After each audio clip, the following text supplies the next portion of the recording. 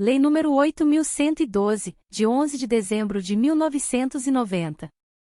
Do artigo 1º ao artigo 115. Título 1º. Capítulo único. Das disposições preliminares. Art. 1º. Esta lei institui o regime jurídico dos servidores públicos civis da União, das autarquias, inclusive as em regime especial, e das fundações públicas federais. Art. 2º. Para os efeitos desta lei, servidor é a pessoa legalmente investida em cargo público. Art. 3º. Cargo público é o conjunto de atribuições e responsabilidades previstas na estrutura organizacional que devem ser cometidas a um servidor. Parágrafo único. Os cargos públicos, acessíveis a todos os brasileiros, são criados por lei, com denominação própria e vencimento pago pelos cofres públicos, para provimento em caráter efetivo ou em comissão. Art. 4ª. É proibida a prestação de serviços gratuitos, salvo os casos previstos em lei. Título 2º. Do provimento, vacância, remoção, redistribuição e substituição. Capítulo 1º. Do provimento. Seção I. Disposições gerais.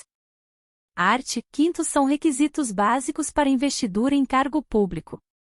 I. A nacionalidade brasileira. 2ª. O gozo dos direitos políticos. 3ª. A quitação com as obrigações militares e eleitorais. 4ª. O nível de escolaridade exigido para o exercício do cargo. V. A idade mínima de 18 anos. 6ª. Aptidão física e mental. 1º. As atribuições do cargo podem justificar a exigência de outros requisitos estabelecidos em lei. 2º. As pessoas portadoras de deficiência é assegurado o direito de se inscrever em concurso público para provimento de cargo cujas atribuições sejam compatíveis com a deficiência de que são portadoras. Para tais pessoas serão reservadas até 20% das vagas oferecidas no concurso. 3º. As universidades e instituições de pesquisa científica e tecnológica federais poderão prover seus cargos com professores, técnicos e cientistas estrangeiros, de acordo com as normas e os procedimentos desta lei. Art. 6º. O provimento dos cargos públicos far-se-á mediante ato da autoridade competente de cada poder. Art. 7º. A investidura em cargo público ocorrerá com a posse. Art. 8º. São formas de provimento de cargo público. I. Nomeação. 2ª. Promoção. 3ª. 4ª.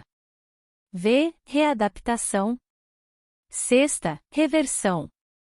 7ª. Aproveitamento. 8ª. Reintegração. 9ª. Recondução. Seção 2ª. Da nomeação. Art. 9º. A nomeação far-se-á. I. Em caráter efetivo, quando se tratar de cargo isolado de provimento efetivo ou de carreira. 2ª. Em comissão, inclusive na condição de interino, para cargos de confiança vagos. Parágrafo único. O servidor ocupante de cargo em comissão ou de natureza especial poderá ser nomeado para ter exercício, interinamente, em outro cargo de confiança, sem prejuízo das atribuições do que atualmente ocupa, hipótese em que deverá optar pela remuneração de um deles durante o período da interinidade. Art. 10. A nomeação para cargo de carreira ou cargo isolado de provimento efetivo depende de prévia habilitação em concurso público de provas ou de provas e títulos, obedecidos à ordem de classificação e o prazo de sua validade. Parágrafo único. Os demais requisitos para o ingresso e o desenvolvimento do servidor na carreira, mediante promoção, serão estabelecidos pela lei que fixar as diretrizes do sistema de carreira na administração pública federal e seus regulamentos. Seção 3ª. Do concurso público. Art. 11. O concurso será de provas ou de provas e títulos, podendo ser realizado em 2 etapas, conforme dispuserem a lei e o regulamento do respectivo plano de carreira, condicionada à inscrição do candidato ao pagamento do valor fixado no edital, quando indispensável ao seu custeio, e ressalvadas as hipóteses de isenção nele expressamente previstas. Art. 12. O concurso público terá validade de até 2 anos, podendo ser prorrogado uma única vez, por igual período. Primeiro, o prazo de validade do concurso e as condições de sua realização serão fixados em edital, que será publicado no Diário Oficial da União e em jornal diário de grande circulação. Segundo, não se abrirá novo concurso enquanto houver candidato aprovado em concurso anterior com prazo de validade não expirado. Seção 4ª. Da posse e do exercício. Art. 13. A posse dar-se-á pela assinatura do respectivo termo, no qual deverão constar as atribuições, os deveres, as responsabilidades e os direitos inerentes ao cargo ocupado, que não poderão ser alterados unilateralmente, por qualquer das partes, ressalvados os atos de ofício previstos em lei. Primeiro, a posse ocorrerá no prazo de 30 dias contados da publicação do ato de provimento. Segundo, em se tratando de servidor, que esteja na data de publicação do ato de provimento, em licença prevista nos incisos I, 3ª e V do artigo 81, ou afastado nas hipóteses dos incisos I, 4ª, 6ª, 8ª, alíneas A, B, D e F, 9ª e X do artigo 102, o prazo será contado do término do impedimento. Terceiro, a posse poderá dar-se mediante procuração específica. Quarto, só haverá posse nos casos de provimento de cargo por nomeação. Quinto, no ato da posse, o servidor apresentará declaração de bens e valores que constituem seu patrimônio e declaração quanto ao exercício ou não de outro cargo, emprego ou função pública. Sexto, será tornado sem efeito o ato de provimento se a posse não ocorrer no prazo previsto no primeiro deste artigo. Art. 14. A posse em cargo público dependerá de prévia inspeção médica oficial. Parágrafo único. Só poderá ser empossado aquele que for julgado apto física e mentalmente para o exercício do cargo. Art. 15. Exercício é o efetivo desempenho das atribuições do cargo público ou da função de confiança.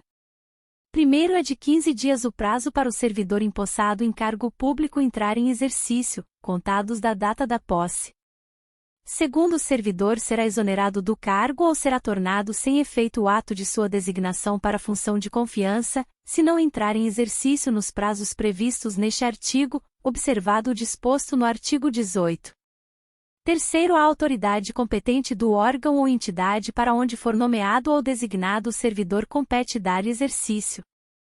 Quarto, o início do exercício de função de confiança coincidirá com a data de publicação do ato de designação, salvo quando o servidor estiver em licença ou afastado por qualquer outro motivo legal, hipótese em que recairá no primeiro dia útil após o término do impedimento, que não poderá exceder a 30 dias da publicação. Art. 16. O início, a suspensão, a interrupção e o reinício do exercício serão registrados no assentamento individual do servidor. Parágrafo único. Ao entrar em exercício, o servidor apresentará ao órgão competente os elementos necessários ao seu assentamento individual. Art. 17. A promoção não interrompe o tempo de exercício, que é contado no novo posicionamento na carreira a partir da data de publicação do ato que promover o servidor. Art. 18. O servidor que deva ter exercício em outro município em razão de ter sido removido, redistribuído, requisitado, cedido ou posto em exercício provisório terá, no mínimo, 10 e, no máximo, 30 dias de prazo, contados da publicação do ato, para a retomada do efetivo desempenho das atribuições do cargo, incluído nesse prazo o tempo necessário para o deslocamento para a nova sede. Primeiro, na hipótese de o servidor encontrar-se em licença ou afastado legalmente, o prazo a que se refere este artigo será contado a partir do término do impedimento. Segundo, é facultado ao servidor declinar dos prazos estabelecidos no caput. Art. 19. Os servidores cumprirão jornada de trabalho fixada em razão das atribuições pertinentes aos respectivos cargos, respeitada a duração máxima do trabalho semanal de 40 horas e observados os limites mínimo e máximo de 6 horas e 8 horas diárias, respectivamente.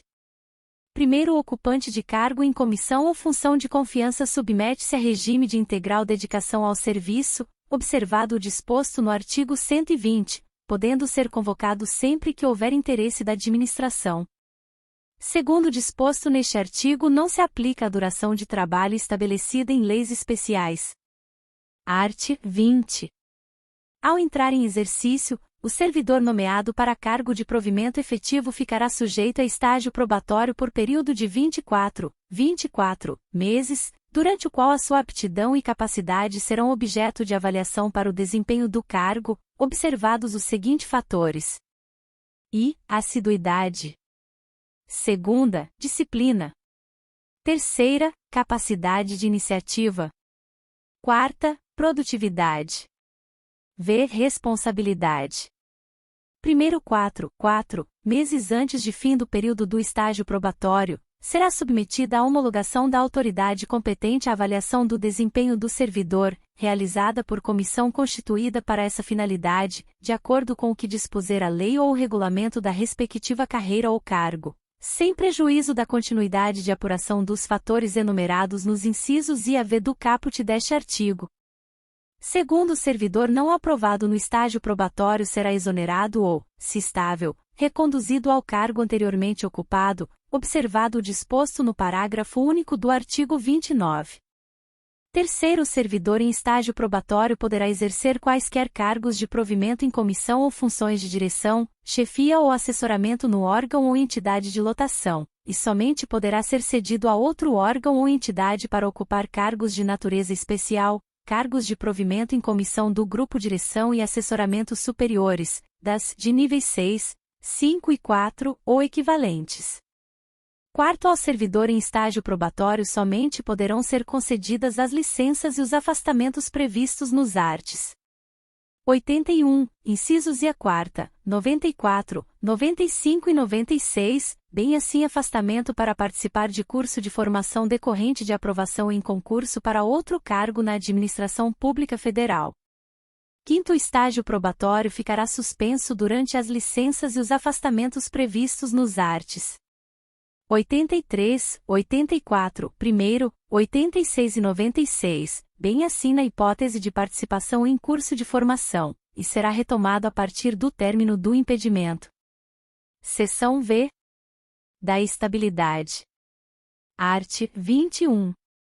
O servidor habilitado em concurso público e empossado em cargo de provimento efetivo adquirirá estabilidade no serviço público ao completar 2 anos de efetivo exercício. Prazo 3 anos, vide emenda número 19. Art. 22. O servidor estável só perderá o cargo em virtude de sentença judicial transitada em julgado ou de processo administrativo disciplinar no qual lhe seja assegurada ampla defesa. Seção 6ª. Da transferência. Art. 23. Seção 7ª. Da readaptação. Art. 24. Readaptação é a investidura do servidor em cargo de atribuições e responsabilidades compatíveis com a limitação que tenha sofrido em sua capacidade física ou mental verificada em inspeção médica. Primeiro, se julgado incapaz para o serviço público, o readaptando será aposentado. Segundo, a readaptação será efetivada em cargo de atribuições afins, respeitada a habilitação exigida, nível de escolaridade e equivalência de vencimentos e, na hipótese de inexistência de cargo vago, o servidor exercerá suas atribuições como excedente, até a ocorrência de vaga. Seção 8ª. Da reversão. Art. 25. Reversão é o retorno à atividade de servidor aposentado. Por invalidez, quando junta médica oficial declarar insubsistentes os motivos da aposentadoria, ou segunda, no interesse da administração, desde que a. tenha solicitado a reversão, b. a aposentadoria tenha sido voluntária, c. estável quando na atividade, d. a aposentadoria tenha ocorrido nos 5 anos anteriores à solicitação, e haja cargo vago. Primeiro, a reversão far-se-á no mesmo cargo ou no cargo resultante de sua transformação. Segundo, o tempo em que o servidor estiver em exercício será considerado para a concessão da aposentadoria. Terceiro, no caso do inciso I, encontrando-se provido o cargo, o servidor exercerá suas atribuições como excedente, até a ocorrência de vaga. Quarto, o servidor que retornar à atividade por interesse da administração perceberá, em substituição aos proventos da aposentadoria, a remuneração do cargo que voltar a exercer, inclusive com as vantagens de natureza pessoal que percebia anteriormente à aposentadoria. Quinto, servidor de que trata o inciso 2º somente terá os proventos calculados com base nas regras atuais se permanecer pelo menos 5 anos no cargo. Sexto, o Poder Executivo regulamentará o disposto neste artigo. Art. 26. Revogado pela medida provisória número 2225/45, de 4 de setembro de 2001. Art. 27. Não poderá reverter o aposentado que já tiver completado 70 anos de idade. Seção 9. Da reintegração. Art. 28. A reintegração é a reinvestidura do servidor estável no cargo anteriormente ocupado, ou no cargo resultante de sua transformação, quando invalidada a sua demissão por decisão administrativa ou judicial, com ressarcimento de todas as vantagens. Primeiro, na hipótese de o cargo ter sido extinto, o servidor ficará em disponibilidade, observado o disposto nos arts. 30 e 31. Segundo, encontrando-se provido o cargo, o seu eventual ocupante será reconduzido ao cargo de origem, sem direito à indenização ou aproveitado em outro cargo, ou, ainda, posto em disponibilidade. Seção X. Da recondução. Art. 29. Recondução é o retorno do servidor estável ao cargo anteriormente ocupado e decorrerá de I. Inabilitação em estágio probatório relativo a outro cargo. Segunda, reintegração do anterior ocupante. Parágrafo único. Encontrando-se provido o cargo de origem, o servidor será aproveitado em outro, observado o disposto no artigo 30. Seção X. Da disponibilidade e do aproveitamento. Art. 30. O retorno à atividade de servidor em disponibilidade far-se-á mediante aproveitamento obrigatório em cargo de atribuições e vencimentos compatíveis com o anteriormente ocupado. Art. 31. O órgão central do Sistema de Pessoal Civil determinará o imediato aproveitamento de servidor em disponibilidade em vaga que vier a ocorrer nos órgãos ou entidades da Administração Pública Federal. Parágrafo único. Na hipótese prevista no terceiro do artigo 37, o servidor posto em disponibilidade poderá ser mantido sob responsabilidade do órgão central do Sistema de Pessoal Civil da Administração Federal, CIPEC, até o seu adequado aproveitamento em outro órgão ou entidade. Art. 32. Será tornado sem efeito o aproveitamento e cassada a disponibilidade se o servidor não entrar em exercício no prazo legal, salvo doença comprovada por junta médica oficial. Capítulo 2. Da vacância. Art. 33. A vacância do cargo público decorrerá de I. Exoneração. Segunda, demissão. Terceira, promoção. Quarta. V. Sexta, readaptação. Sétima, aposentadoria. Oitava, posse em outro cargo inacumulável. Nona, falecimento. Art. 34. A exoneração de cargo efetivo dar-se-á a pedido do servidor ou de ofício. Parágrafo único. A exoneração de ofício dar-se-á e, quando não satisfeitas as condições do estágio probatório. Segunda, quando, tendo tomado posse, o servidor não entrar em exercício no prazo estabelecido. Art. 35. A exoneração de cargo em comissão e a dispensa de função de confiança dar-se-á e, a juízo da autoridade competente. Segunda, a pedido do próprio servidor. Parágrafo único. Capítulo 3. Da remoção e da redistribuição. Seção I. Da remoção. Art. 36. Remoção é o deslocamento do servidor, a pedido ou de ofício, no âmbito do mesmo quadro, com ou sem mudança de sede. Parágrafo único.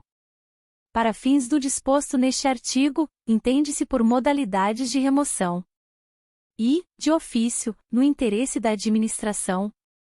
Segunda, a pedido, a critério da administração. Terceira, a pedido, para outra localidade, independentemente do interesse da administração. A, para acompanhar cônjuge ou companheiro, também servidor público civil ou militar, de qualquer dos poderes da União, dos Estados, do Distrito Federal e dos municípios, que foi deslocado no interesse da administração.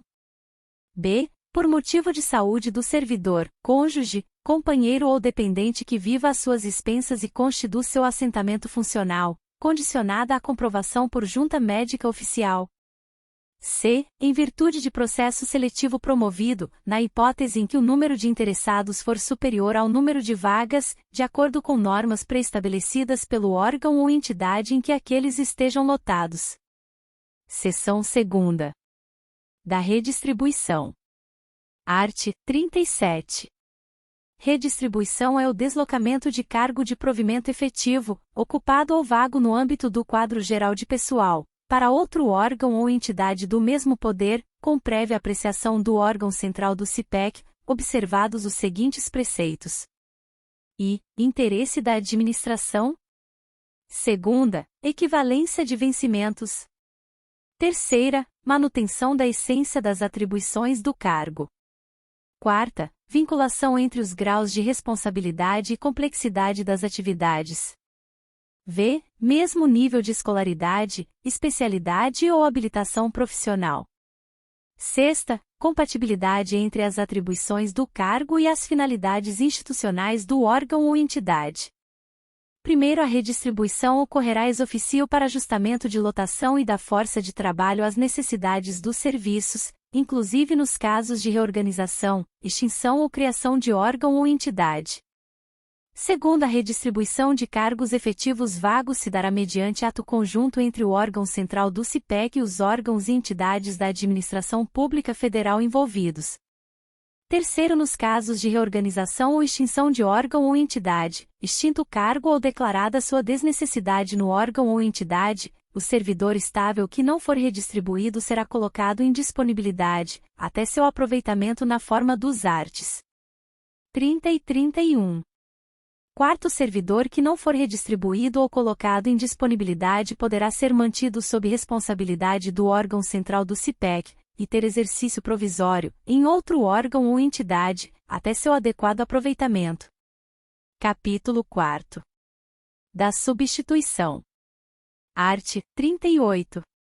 Os servidores investidos em cargo ou função de direção ou chefia e os ocupantes de cargo de natureza especial terão substitutos indicados no regimento interno ou, no caso de omissão, previamente designados pelo dirigente máximo do órgão ou entidade.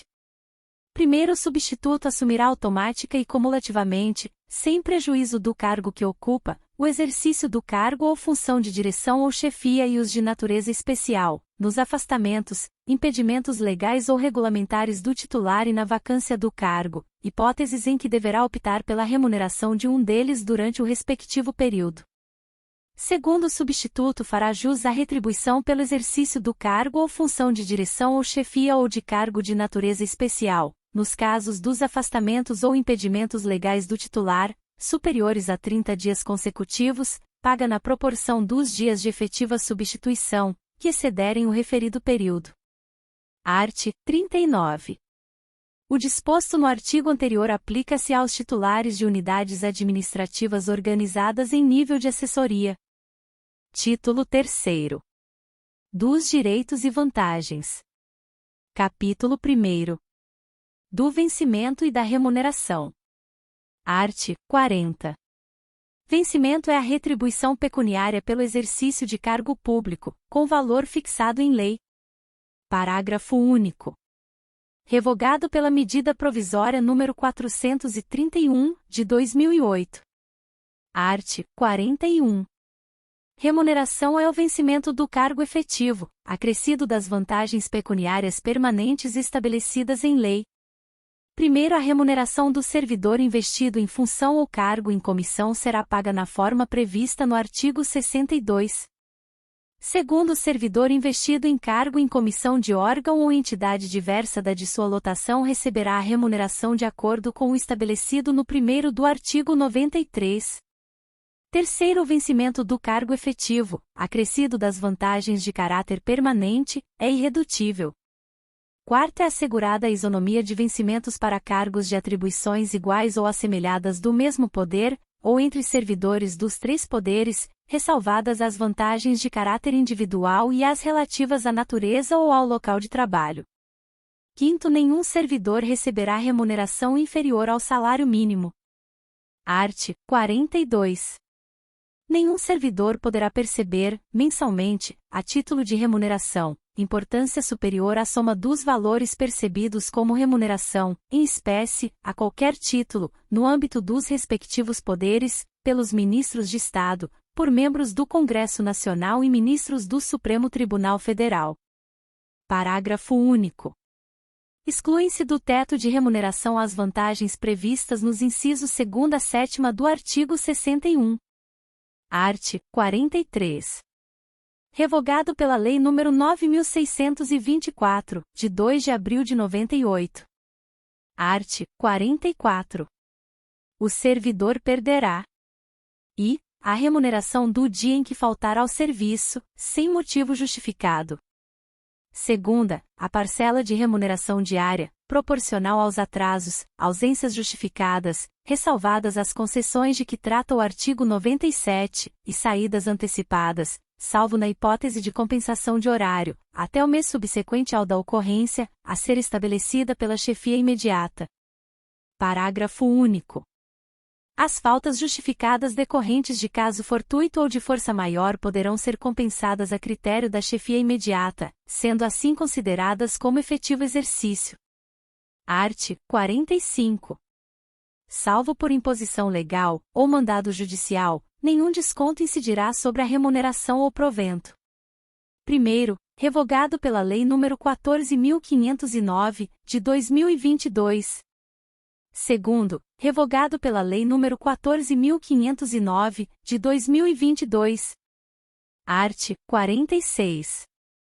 As reposições e indenizações ao erário, atualizadas até 30 de junho de 1994, serão previamente comunicadas ao servidor ativo, aposentado ou ao pensionista, para pagamento, no prazo máximo de 30 dias, podendo ser parceladas, a pedido do interessado. Primeiro, o valor de cada parcela não poderá ser inferior ao correspondente a 10% da remuneração, provento ou pensão. Segundo, quando o pagamento indevido houver ocorrido no mês anterior ao do processamento da folha, a reposição será feita imediatamente, em uma única parcela. Terceiro, na hipótese de valores recebidos em decorrência de cumprimento à decisão liminar, a tutela antecipada ou a sentença que venha a ser revogada ou rescindida, serão eles atualizados até a data da reposição. Art. 47. O servidor em débito com o erário, que for demitido, exonerado ou que tiver sua aposentadoria ou disponibilidade cassada, terá o prazo de 60 dias para quitar o débito. Parágrafo único. A não quitação do débito no prazo previsto implicará sua inscrição em dívida ativa. Art. 48. O vencimento, a remuneração e o provento não serão objeto de arresto, sequestro ou penhora, exceto nos casos de prestação de alimentos resultante de decisão judicial. Capítulo 2. Das vantagens. Art. 49. Além do vencimento, poderão ser pagas ao servidor as seguintes vantagens: I. Indenizações. Segunda, gratificações. Terceira, adicionais. Primeiro, as indenizações não se incorporam ao vencimento ou provento para qualquer efeito. Segundo, as gratificações e os adicionais incorporam-se ao vencimento ou provento, nos casos e condições indicados em lei. Art. 50. As vantagens pecuniárias não serão computadas, nem acumuladas, para efeito de concessão de quaisquer outros acréscimos pecuniários ulteriores, sob o mesmo título ou idêntico fundamento.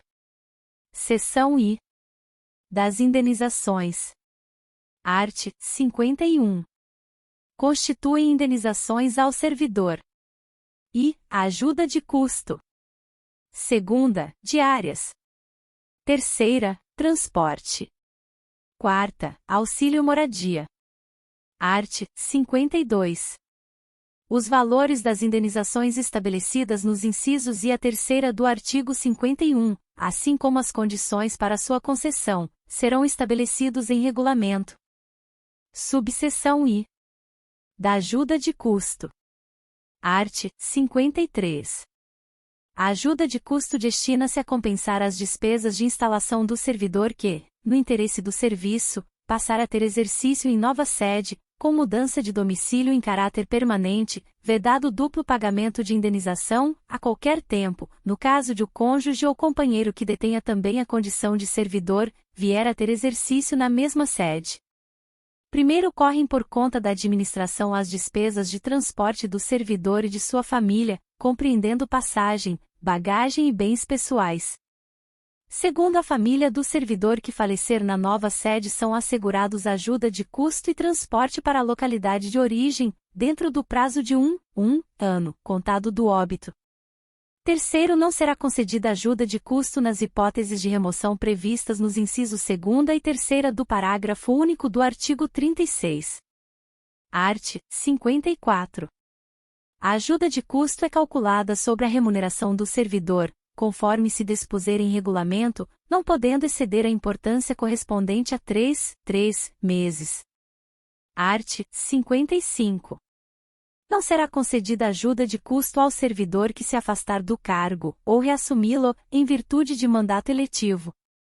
Art. 56. Será concedida ajuda de custo àquele que, não sendo servidor da União, for nomeado para cargo em comissão, com mudança de domicílio. Parágrafo único. No afastamento previsto no inciso I do artigo 93, a ajuda de custo será paga pelo órgão cessionário, quando cabível. Art. 57. O servidor ficará obrigado a restituir a ajuda de custo quando, injustificadamente, não se apresentar na nova sede no prazo de 30 dias. Subseção 2ª. Das diárias. Art. 58. O servidor que, a serviço, afastar-se da sede em caráter eventual ou transitório para outro ponto do território nacional ou para o exterior, fará jus a passagens e diárias destinadas a indenizar as parcelas de despesas extraordinária com pousada, alimentação e locomoção urbana, conforme dispuser em regulamento. Primeiro, a diária será concedida por dia de afastamento, sendo devida pela metade quando o deslocamento não exigir pernoite fora da sede, ou quando a União custear, por meio diverso, as despesas extraordinárias cobertas por diárias. Segundo, nos casos em que o deslocamento da sede constituir exigência permanente do cargo, o servidor não fará jus a diárias. Terceiro, também não fará jus a diárias o servidor que se deslocar dentro da mesma região metropolitana, aglomeração urbana ou microrregião, constituídas por municípios limítrofes irregularmente instituídas, ou em áreas de controle integrado mantidas com países limítrofes, cuja jurisdição e competência dos órgãos, entidades e servidores brasileiros considera-se estendida, salvo se houver pernoite fora da sede, hipóteses em que as diárias pagas serão sempre as fixadas para os afastamentos dentro do território nacional. Art. 59. O servidor que receber diárias e não se afastar da sede, por qualquer motivo, fica obrigado a restituí-las integralmente, no prazo de 5 dias. Parágrafo único. Na hipótese de o servidor retornar à sede em prazo menor do que o previsto para o seu afastamento, restituirá as diárias recebidas em excesso, no prazo previsto no caput. Subseção 3ª. Da indenização de transporte. Art. 60. Conceder-se-á indenização de transporte ao servidor que realizar despesas com a utilização de meio próprio de locomoção para a execução de serviços externos, por força das atribuições próprias do cargo, conforme se dispuser em regulamento. Subseção 4ª. Do auxílio moradia. Artigo 60-A. O auxílio moradia consiste no ressarcimento das despesas comprovadamente realizadas pelo servidor com aluguel de moradia ou com meio de hospedagem administrado por empresa hoteleira, no prazo de um mês após a comprovação da despesa pelo servidor. Artigo 60-B. Conceder-se auxílio moradia ao servidor se atendidos os seguintes requisitos. I. Não exista imóvel funcional disponível para uso pelo servidor. Segunda, o cônjuge ou companheiro do servidor não ocupe imóvel funcional. Terceira, o servidor ou seu cônjuge ou companheiro não seja ou tenha sido proprietário, promitente comprador, cessionário ou promitente cessionário de imóvel no município aonde for exercer o cargo, incluída a hipótese de lote edificado sem averbação de construção, nos 12 meses que antecederem a sua nomeação. Quarta, nenhuma outra pessoa que resida com o servidor receba auxílio moradia. V. O servidor tenha se mudado do local de residência para ocupar cargo em comissão ou função de confiança do grupo direção e assessoramento superiores, das níveis 4, 5 e 6, de natureza especial, de ministro de Estado ou equivalentes. Sexta, o município no qual assuma o cargo em comissão ou função de confiança não se enquadre nas hipóteses do artigo 58, terceiro, em relação ao local de residência ou domicílio do servidor. Sétima, o servidor não tenha sido domiciliado ou tenha residido no município, nos últimos 12 meses, aonde for exercer o cargo em comissão ou função de confiança, desconsiderando-se prazo inferior a 60 dias dentro desse período, e oitava, o deslocamento não tenha sido por força de alteração de lotação ou nomeação para cargo efetivo. Nona, o deslocamento tenha ocorrido após 30 de junho de 2006. Parágrafo único. Para fins do inciso 7º, não será considerado o prazo no qual o servidor estava ocupando outro cargo em comissão relacionado no inciso V. Artigo 60-C. Revogado pela Lei nº 12.998, de 2014. Artigo 60-D. O valor mensal do auxílio moradia é limitado a 25% do valor do cargo em comissão, função comissionada ou cargo de ministro de Estado ocupado. Primeiro, o valor do auxílio moradia não poderá superar 25% da remuneração de ministro de Estado. Segundo, independentemente do valor do cargo em comissão ou função comissionada, fica garantido a todos os que preencherem os requisitos o ressarcimento até o valor de R$ 1.800. Terceiro. Quarto. Artigo 60 e. No caso de falecimento, exoneração, colocação de imóvel funcional à disposição do servidor ou aquisição de imóvel, o auxílio moradia continuará sendo pago por um mês. Seção 2ª. Das gratificações e adicionais. Art. 61. Além do vencimento e das vantagens previstas nesta lei, serão deferidos aos servidores as seguintes retribuições, gratificações e adicionais. I. Retribuição pelo exercício de função de direção, chefia e assessoramento. Segunda, gratificação natalina. Terceira, revogado pela medida provisória número 2225/45, de 4 de setembro de 2001. Quarta, adicional pelo exercício de atividades insalubres, perigosas ou penosas. V. Adicional pela prestação de serviço extraordinário. Sexta, adicional noturno. Sétima, adicional de férias. Oitava, outros, relativos ao local ou à natureza do trabalho. Nona, gratificação por encargo de curso ou concurso. Subseção I. Da retribuição pelo exercício de função de direção, chefia e assessoramento. Art. 62. Ao servidor ocupante de cargo efetivo investido em função de direção, chefia ou assessoramento, cargo de provimento em comissão ou de natureza especial é devida retribuição pelo seu exercício. Parágrafo único. Lei específica estabelecerá a remuneração dos cargos em comissão de que trata o inciso 2º do artigo 9º. Artigo 62-A. Fica transformada em vantagem pessoal nominalmente identificada, VPNI, a incorporação da retribuição pelo exercício de função de direção, chefia ou assessoramento, cargo de provimento em comissão ou de natureza especial a que se referem os arts.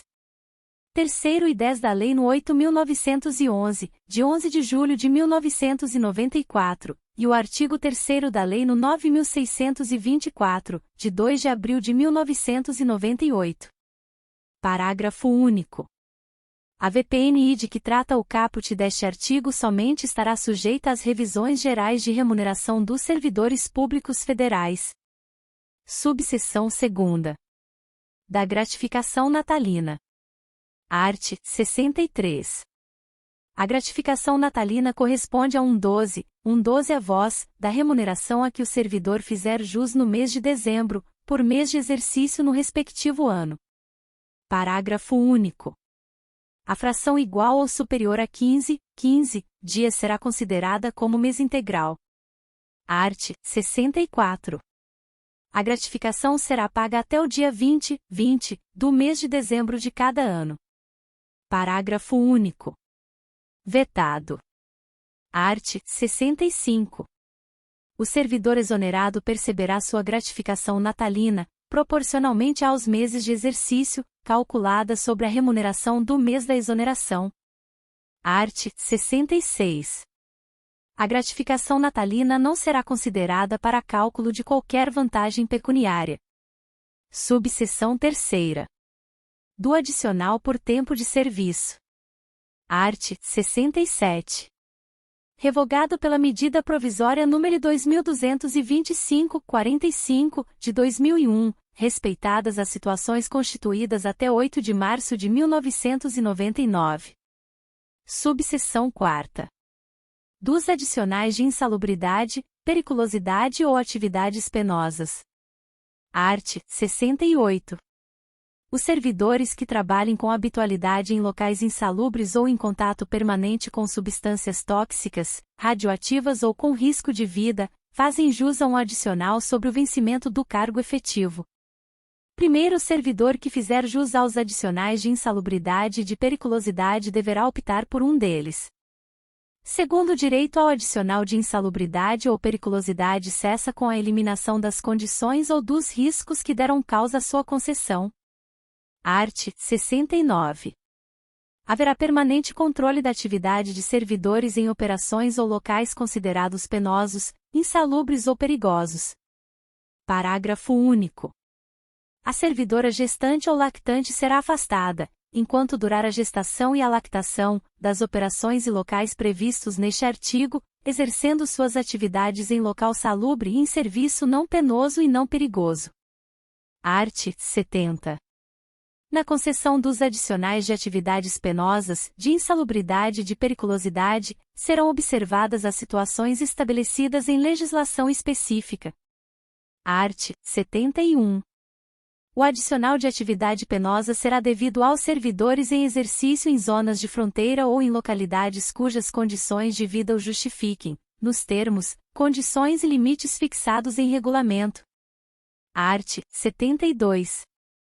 Os locais de trabalho e os servidores que operam com raios-x ou substâncias radioativas serão mantidos sob controle permanente, de modo que as doses de radiação ionizante não ultrapassem o nível máximo previsto na legislação própria. Parágrafo único. Os servidores a que se refere este artigo serão submetidos a exames médicos a cada 6 meses. Subseção V. Do adicional por serviço extraordinário. Art. 73. O serviço extraordinário será remunerado com acréscimo de 50%, em relação à hora normal de trabalho. Art. 74.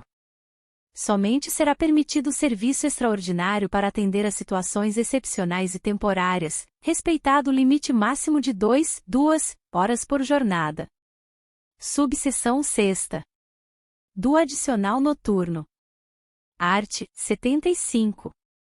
O serviço noturno, prestado em horário compreendido entre 22 horas de um dia e 5 horas do dia seguinte, terá o valor hora acrescido de 25%, computando-se cada hora como 52 minutos e 30 segundos.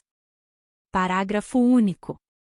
Em se tratando de serviço extraordinário, o acréscimo de que trata este artigo incidirá sobre a remuneração prevista no artigo 73. Subseção 7ª.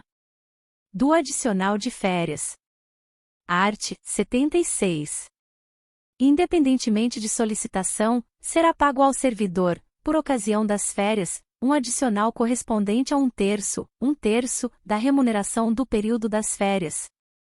Parágrafo único. No caso de o servidor exercer função de direção, chefia ou assessoramento, ou ocupar cargo em comissão, a respectiva vantagem será considerada no cálculo do adicional de que trata este artigo. Subseção 8ª. Da gratificação por encargo de curso ou concurso. Artigo 76-A. A gratificação por encargo de curso ou concurso é devida ao servidor que, em caráter eventual, atuar como instrutor em curso de formação, de desenvolvimento ou de treinamento regularmente instituído no âmbito da Administração Pública Federal. Segunda, participar de banca examinadora ou de comissão para exames orais, para análise curricular, para correção de provas discursivas, para elaboração de questões de provas ou para julgamento de recursos intentados por candidatos.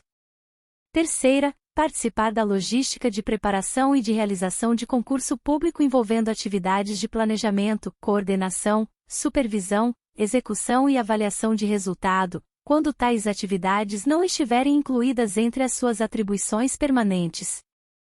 Quarta, participar da aplicação, fiscalizar ou avaliar provas de exame vestibular ou de concurso público ou supervisionar essas atividades. Primeiros critérios de concessão e os limites da gratificação de que trata este artigo serão fixados em regulamento, observados os seguintes parâmetros.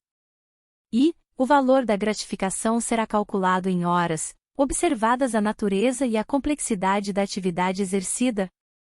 Segunda, a retribuição não poderá ser superior ao equivalente a 120 horas de trabalho anuais, ressalvada a situação de excepcionalidade, devidamente justificada e previamente aprovada pela autoridade máxima do órgão ou entidade, que poderá autorizar o acréscimo de até 120 horas de trabalho anuais. Terceira, o valor máximo da hora trabalhada corresponderá aos seguintes percentuais, incidentes sobre o maior vencimento básico da Administração Pública Federal. A. 2,2%, 2/2, em se tratando de atividades previstas nos incisos I e segunda do caput deste artigo. B. 1,2%, 1/2, em se tratando de atividade prevista nos incisos terceira e quarta do caput deste artigo. Segundo, a gratificação por encargo de curso ou concurso somente será paga se as atividades referidas nos incisos do caput deste artigo forem exercidas sem prejuízo das atribuições do cargo de que o servidor for titular, devendo ser objeto de compensação de carga horária quando desempenhadas durante a jornada de trabalho, na forma do 4º do artigo 98 desta lei. Terceiro, a gratificação por encargo de curso ou concurso não se incorpora ao vencimento ou salário do servidor para qualquer efeito e não poderá ser utilizada como base de cálculo para quaisquer outras vantagens, inclusive para fins de cálculo dos proventos da aposentadoria e das pensões. Capítulo 3º. Das férias. Art. 77. O servidor fará jus a 30 dias de férias, que podem ser acumuladas, até o máximo de 2 períodos, no caso de necessidade do serviço, ressalvadas as hipóteses em que haja legislação específica. Primeiro, para o primeiro período aquisitivo de férias serão exigidos 12 meses de exercício. Segundo, é vedado levar à conta de férias qualquer falta ao serviço. Terceiro, as férias poderão ser parceladas em até 3 etapas, desde que assim requeridas pelo servidor, e no interesse da administração pública. Art. 78.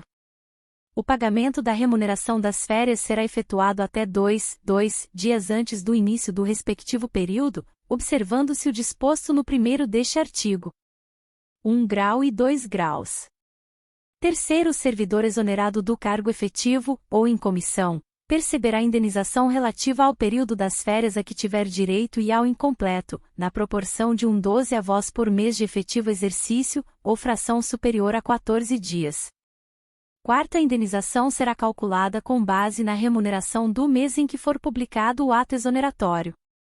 Quinto, em caso de parcelamento, o servidor receberá o valor adicional previsto no inciso 17 do artigo 7º da Constituição Federal quando da utilização do primeiro período.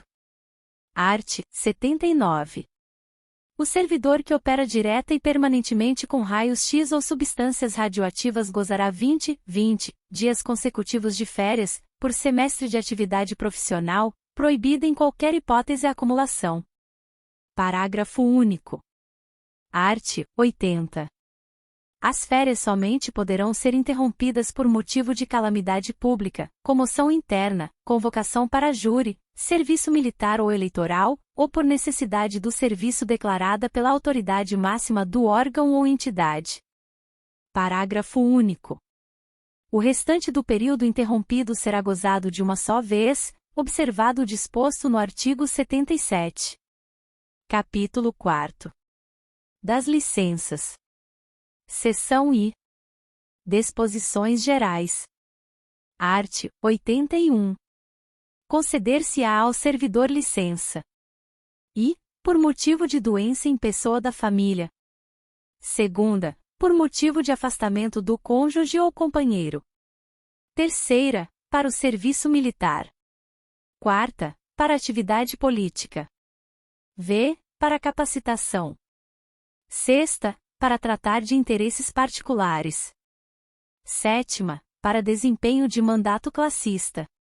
Primeiro, a licença prevista no inciso I do caput deste artigo, bem como cada uma de suas prorrogações, serão precedidas de exame por perícia médica oficial, observado o disposto no artigo 204 desta lei. Segundo. Terceiro, é vedado o exercício de atividade remunerada durante o período da licença prevista no inciso I deste artigo. Art. 82. A licença concedida dentro de 60 dias do término de outra da mesma espécie será considerada como prorrogação. Seção 2ª. Da licença por motivo de doença em pessoa da família. Art. 83.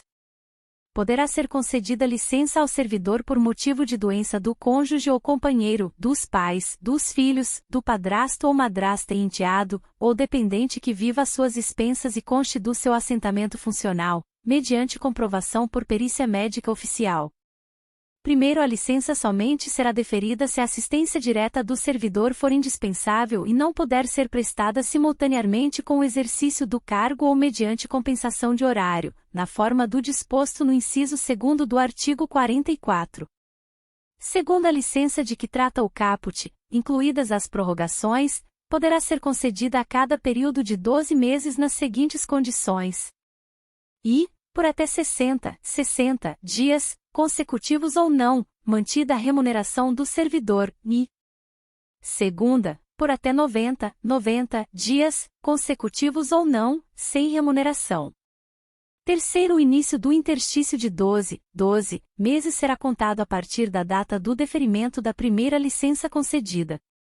Quarta, soma das licenças remuneradas e das licenças não remuneradas, incluídas as respectivas prorrogações, concedidas em um mesmo período de 12 meses, observado o disposto no terceiro, não poderá ultrapassar os limites estabelecidos nos incisos I e segunda do segundo. Seção 3ª. Da licença por motivo de afastamento do cônjuge. Art. 84. Poderá ser concedida licença ao servidor para acompanhar cônjuge ou companheiro que foi deslocado para outro ponto do território nacional, para o exterior ou para o exercício de mandato eletivo dos poderes executivo e legislativo. Primeiro, a licença será por prazo indeterminado e sem remuneração. Segundo, no deslocamento de servidor cujo cônjuge ou companheiro também seja servidor público, civil ou militar, de qualquer dos poderes da União, dos Estados, do Distrito Federal e dos municípios, poderá haver exercício provisório em órgão ou entidade da administração federal direta, autárquica ou fundacional, desde que para o exercício de atividade compatível com o seu cargo. Seção 4ª. Da licença para o serviço militar. Art. 85. Ao servidor convocado para o serviço militar será concedida licença, na forma e condições previstas na legislação específica. Parágrafo único. Concluído o serviço militar, o servidor terá até 30 dias sem remuneração para reassumir o exercício do cargo. Seção V. Da licença para atividade política. Art. 86. O servidor terá direito à licença, sem remuneração, durante o período que mediar entre a sua escolha em convenção partidária, como candidato a cargo eletivo, e a véspera do registro de sua candidatura perante a Justiça Eleitoral. Primeiro, servidor candidato a cargo eletivo na localidade onde desempenha suas funções e que exerça cargo de direção, chefia, assessoramento, arrecadação ou fiscalização, dele será afastado, a partir do dia imediato ao do registro de sua candidatura perante a Justiça Eleitoral, até o 10º dia seguinte ao do pleito.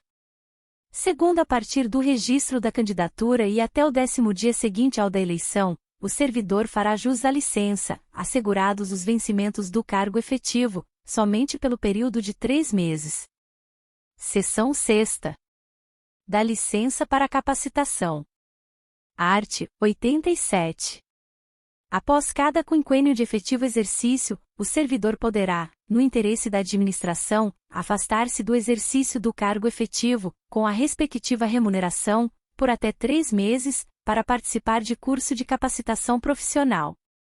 Parágrafo único. Os períodos de licença de que trata o caput não são acumuláveis. Art. 88. Art. 89.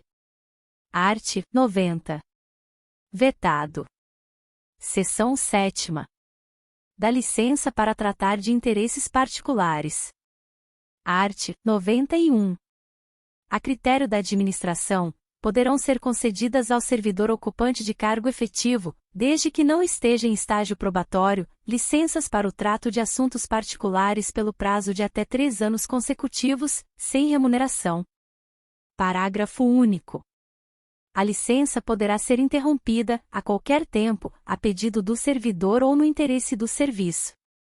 Seção 8ª. Da licença para o desempenho de mandato classista. Art. 92. É assegurado ao servidor o direito à licença sem remuneração para o desempenho de mandato em confederação, federação, associação de classe de âmbito nacional, sindicato representativo da categoria ou entidade fiscalizadora da profissão ou, ainda, para participar de gerência ou administração em sociedade cooperativa constituída por servidores públicos para prestar serviços a seus membros, observado o disposto na linha C do inciso 8º do artigo 102 desta lei, conforme disposto em regulamento e observados os seguintes limites. I. Para entidades com até 5.000 associados, 2 servidores. Segunda, para entidades com 5.001 a 30.000 associados, 4 servidores. Terceira, para entidades com mais de 30.000 associados, 8 servidores.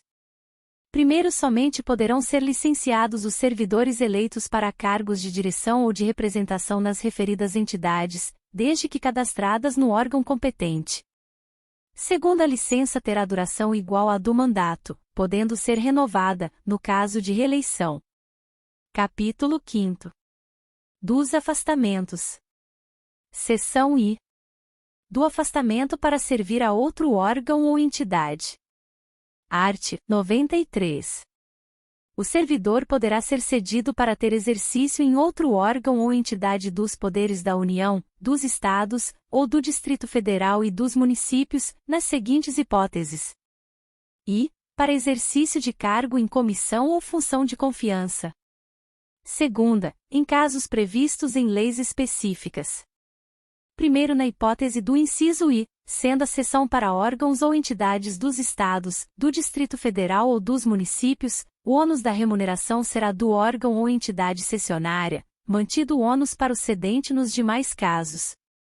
Segundo, na hipótese de o servidor cedido à empresa pública ou sociedade de economia mista, nos termos das respectivas normas, optar pela remuneração do cargo efetivo ou pela remuneração do cargo efetivo acrescida de percentual da retribuição do cargo em comissão, a entidade cessionária efetuará o reembolso das despesas realizadas pelo órgão ou entidade de origem.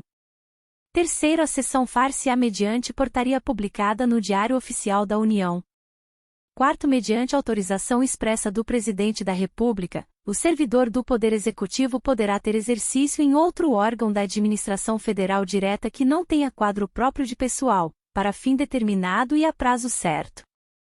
Quinto, aplica-se à União, em se tratando de empregado ou servidor por ela requisitado, as disposições dos 1º e 2º deste artigo.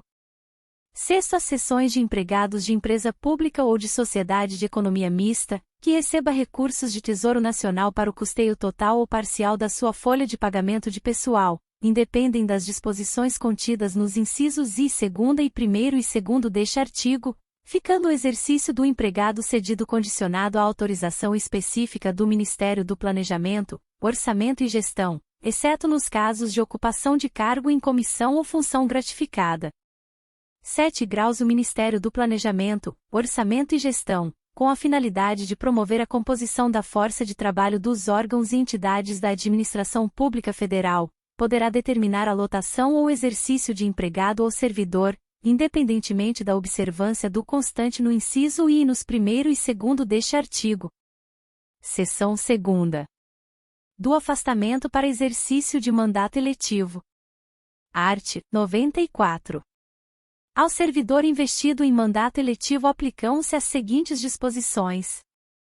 E, tratando-se de mandato federal, estadual ou distrital, ficará afastado do cargo. Segunda, investido no mandato de prefeito, será afastado do cargo, sendo-lhe facultado optar pela sua remuneração. Terceira, investido no mandato de vereador. A, havendo compatibilidade de horário, perceberá as vantagens de seu cargo, sem prejuízo da remuneração do cargo eletivo. B, não havendo compatibilidade de horário, será afastado do cargo, sendo-lhe facultado optar pela sua remuneração. Primeiro, no caso de afastamento do cargo, o servidor contribuirá para a Seguridade Social como se em exercício estivesse. Segundo, o servidor investido em mandato eletivo ou classista não poderá ser removido ou redistribuído de ofício para a localidade diversa daquela onde exerce o mandato. Seção 3ª. Do afastamento para estudo ou missão no exterior. Art. 95. O servidor não poderá ausentar-se do país para estudo ou missão oficial, sem autorização do Presidente da República, Presidente dos órgãos do Poder Legislativo e Presidente do Supremo Tribunal Federal. Primeiro, a ausência não excederá 4 anos, e fim da missão ou estudo, somente decorrido igual período, será permitida nova ausência. Segundo, ao servidor beneficiado pelo disposto neste artigo não será concedida exoneração ou licença para tratar de interesse particular antes de decorrido período igual ao do afastamento, ressalvada a hipótese de ressarcimento da despesa havida com seu afastamento.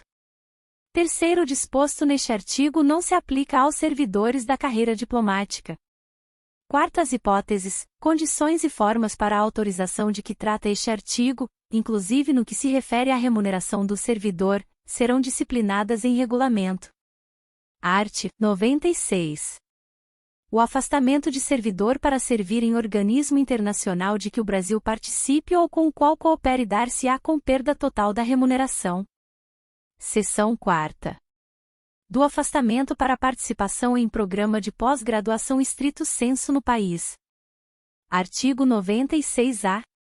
O servidor poderá, no interesse da administração, e desde que a participação não possa ocorrer simultaneamente com o exercício do cargo ou mediante compensação de horário, afastar-se do exercício do cargo efetivo, com a respectiva remuneração, para participar em programa de pós-graduação estrito sensu em instituição de ensino superior no país.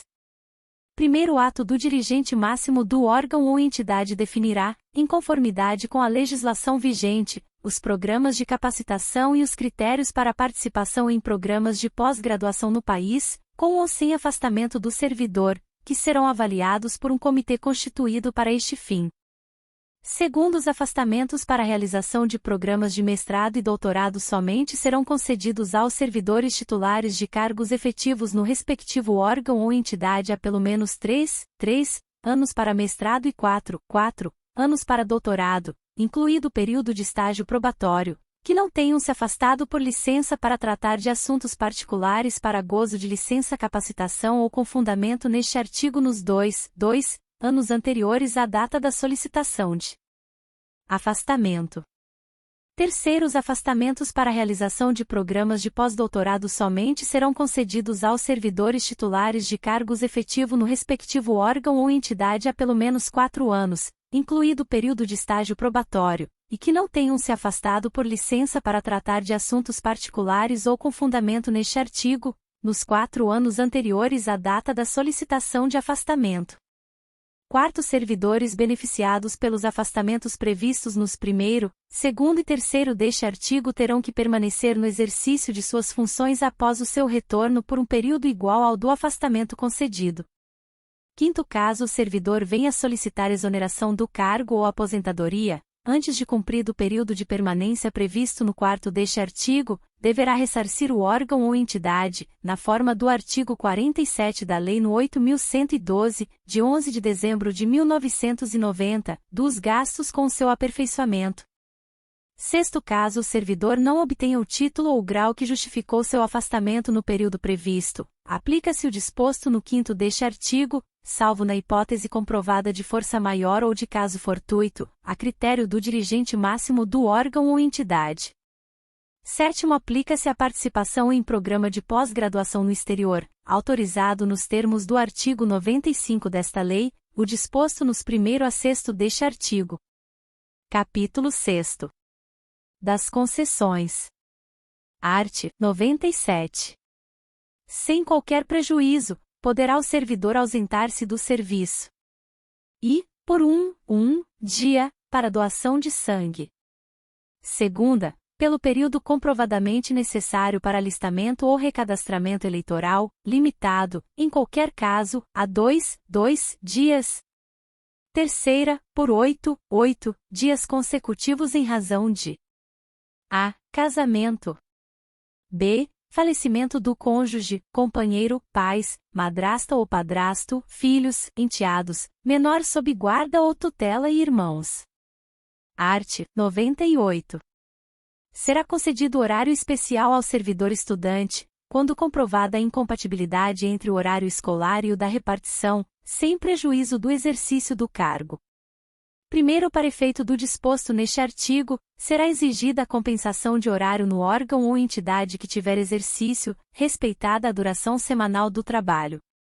Segundo, também será concedido horário especial ao servidor portador de deficiência, quando comprovada a necessidade por junta médica oficial, independentemente de compensação de horário. Terceiro, as disposições constantes do segundo são extensivas ao servidor que tenha cônjuge, filho ou dependente com deficiência. Quarto, será igualmente concedido horário especial, vinculado à compensação de horário a ser efetivada no prazo de até um ano, ao servidor que desempenhe atividade prevista nos incisos I e segunda do caput do artigo 76-A desta lei. Art. 99. Ao servidor estudante que mudar de sede no interesse da administração é assegurada, na localidade da nova residência ou na mais próxima, matrícula em instituição de ensino congênere, em qualquer época, independentemente de vaga. Parágrafo único. O disposto neste artigo estende-se ao cônjuge ou companheiro, aos filhos, ou enteados do servidor que vivam na sua companhia, bem como aos menores sob sua guarda, com autorização judicial. Capítulo 7. Do tempo de serviço. Art. 100. É contado para todos os efeitos o tempo de serviço público federal, inclusive o prestado às Forças Armadas. Art. 101. A apuração do tempo de serviço será feita em dias, que serão convertidos em anos, considerado o ano como de 365 dias. Parágrafo único. Art. 102. Além das ausências ao serviço previstas no artigo 97, são considerados como de efetivo exercício os afastamentos em virtude de férias. Segunda, exercício de cargo em comissão ou equivalente, em órgão ou entidade dos poderes da União, dos Estados, municípios e Distrito Federal. Terceira, exercício de cargo ou função de governo ou administração, em qualquer parte do território nacional, por nomeação do Presidente da República. Quarta, participação em programa de treinamento regularmente instituído ou em programa de pós-graduação estrito sensu no país, conforme dispuser o regulamento. V. Desempenho de mandato eletivo federal, estadual, municipal ou do Distrito Federal, exceto para promoção por merecimento. Sexta, júri e outros serviços obrigatórios por lei. Sétima, missão ou estudo no exterior, quando autorizado o afastamento, conforme dispuser o regulamento. Oitava, licença. A gestante, a adotante e a paternidade. B. Para tratamento da própria saúde, até o limite de 24 meses, cumulativo ao longo do tempo de serviço público prestado à União, em cargo de provimento efetivo. C. Para o desempenho de mandato classista ou participação de gerência ou administração em sociedade cooperativa constituída por servidores para prestar serviços a seus membros, exceto para efeito de promoção por merecimento. D. Por motivo de acidente em serviço ou doença profissional. I. Para capacitação, conforme dispuser o regulamento. F. Por convocação para o serviço militar. Nona. Deslocamento para a nova sede de que trata o artigo 18. X. Participação em competição desportiva nacional ou convocação para integrar representação desportiva nacional, no país ou no exterior, conforme disposto em lei específica. X. Afastamento para servir em organismo internacional de que o Brasil participe ou com o qual coopere. Art. 103. Contar-se-á apenas para efeito de aposentadoria e disponibilidade. I. O tempo de serviço público prestado aos Estados, municípios e Distrito Federal.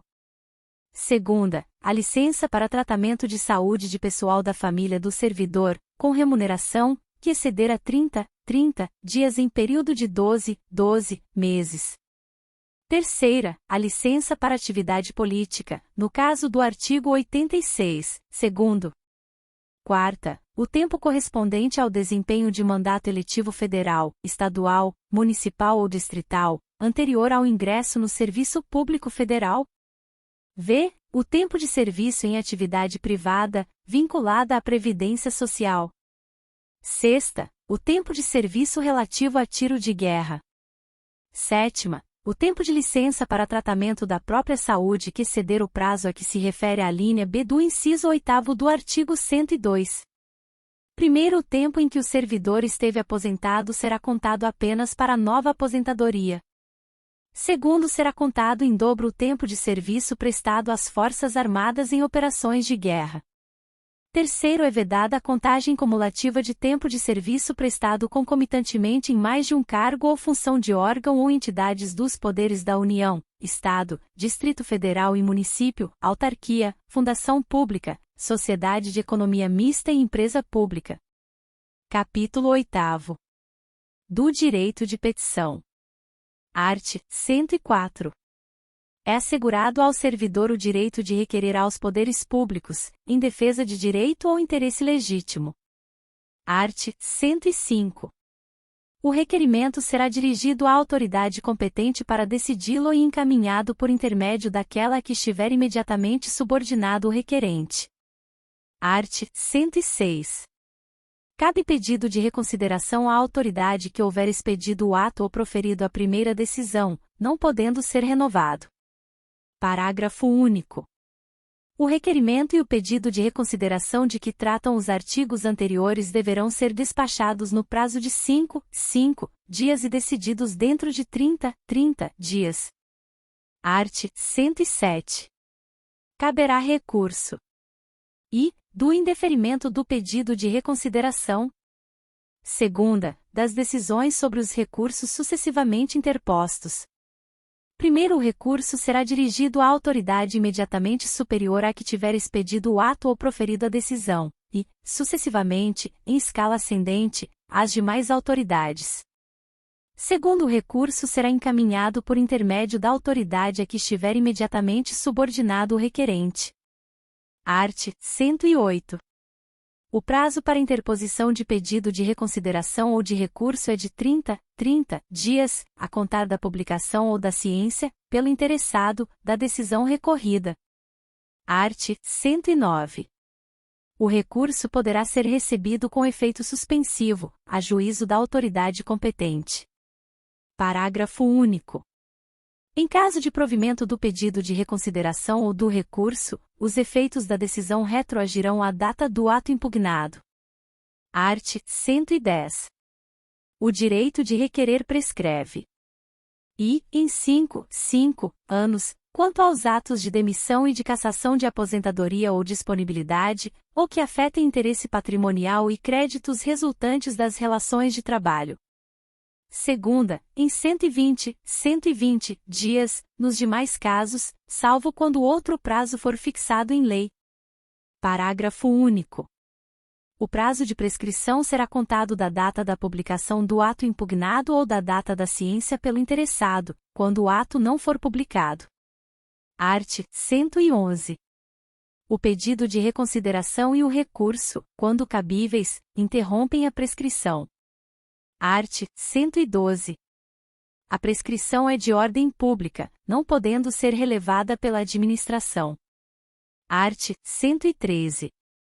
Para o exercício do direito de petição, é assegurada a vista do processo ou documento, na repartição, ao servidor ou ao procurador por ele constituído. Art. 114. A administração deverá rever seus atos, a qualquer tempo, quando eivados de legalidade.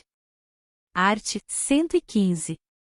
São fatais e improrrogáveis os prazos estabelecidos neste capítulo, salvo motivo de força maior.